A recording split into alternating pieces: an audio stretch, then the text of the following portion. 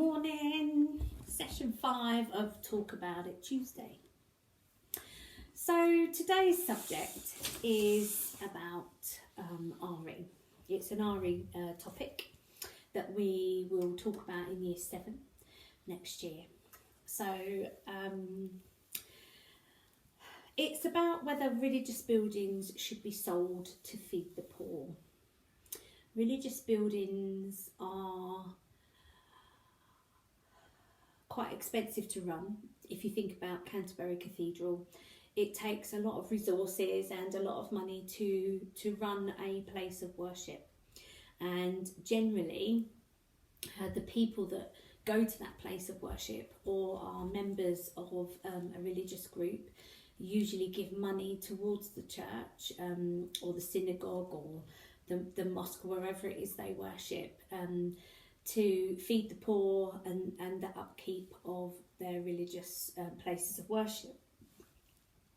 But one argument that sprang to mind for me was that God is supposedly everywhere. So if God is everywhere, then are we not able to worship in our own homes?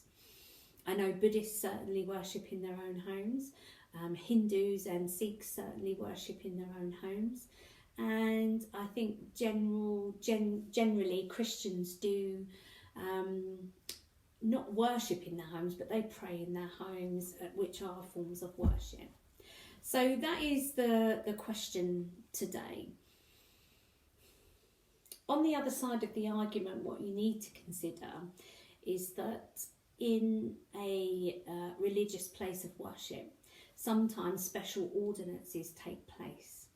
So we're talking about the sacrament or communion on a Sunday, which is the passing of the bread and the wine. It's sometimes known as the Eucharist. We're also talking about baptism, christenings, weddings, funerals.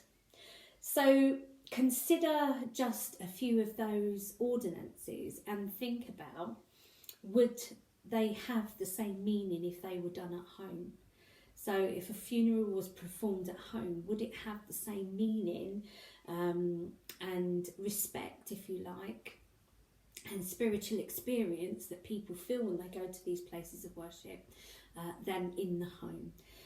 Having a marriage in your home rather than in your place of worship, would that mean less if it was in your home than it would in your place of worship? Also, a place of worship, a bit like school and a bit like restaurants, they provide a place for people to socially get together. So a place of worship is not just about going to worship, it's also a community hub, and it is a place where people can get together to share their thoughts, their ideas, their experiences, and to build a community together. So whilst these buildings do cost a lot of money to run, I ask you to talk about whether you think religious buildings should be sold to feed the poor. Because in essence, a lot of religions do believe that helping the poor is one of their duties. I know they do it in lots of other ways, but it's just something to put to you, to talk about, and to come up with your justifications, reasons why they should or why they shouldn't. I hope I've given you some ideas to go with, to think about. As always, I would like you to email me with your replies, and I will converse with you through email. So until our next session, goodbye.